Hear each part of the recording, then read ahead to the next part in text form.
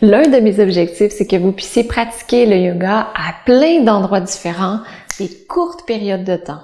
Et je vous demande aujourd'hui, qu'est-ce que vous faites lorsque vous êtes près du photocopieur? Parce que j'ai quelque chose pour vous que vous allez pouvoir tester.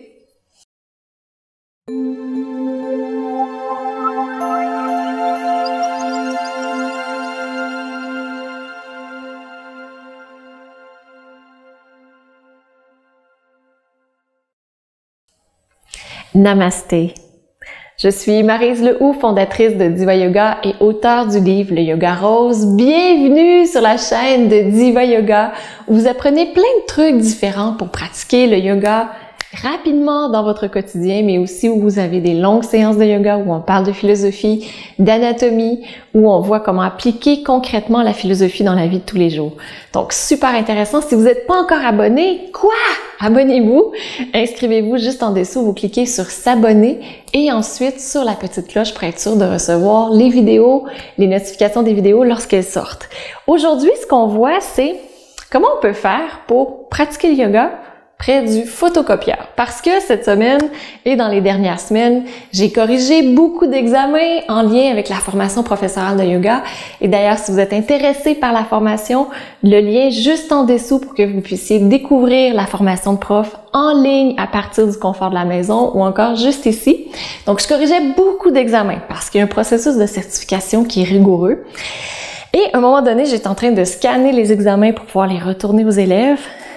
Et je me suis mis dans la position de l'arbre, alors que je scannais, je pense qu'il y a 20 pages à peu près à l'examen.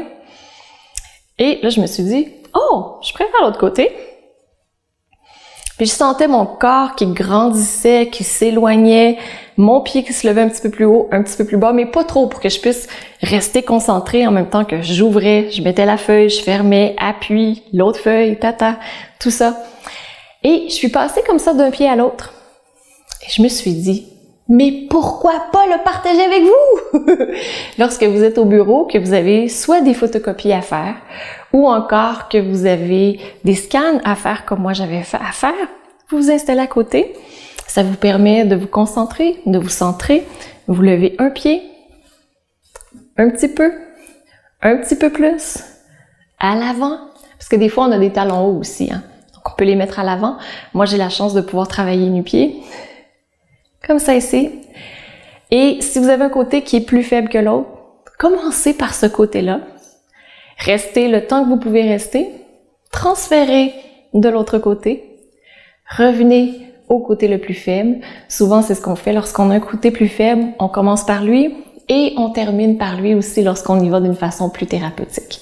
Donc voilà, super solution pour avoir une pratique qui sort du tapis, pratique de yoga qui va aider à renforcer le bas du corps et qui va vous aider également à développer votre concentration et votre présence.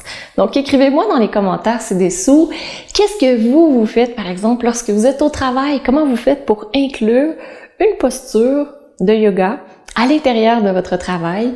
Et aussi, je vous rappelle que si vous êtes intéressé par la formation de prof, on est en plein recrutement des nouveaux participants pour la prochaine cohorte des futurs profs de yoga. Donc, dans 1 an, ces participants seront professeurs de yoga. Peut-être que vous aussi, vous êtes intéressé. Regardez juste en dessous pour découvrir le fabuleux programme. Donc, je vous invite à m'écrire, cliquez j'aime si vous aimez la vidéo et on va se retrouver, oui, demain. On se retrouve demain pour une nouvelle vidéo parce que je suis dans ce défi de 365 jours pour vous, pour amener le yoga chez vous. Namasté.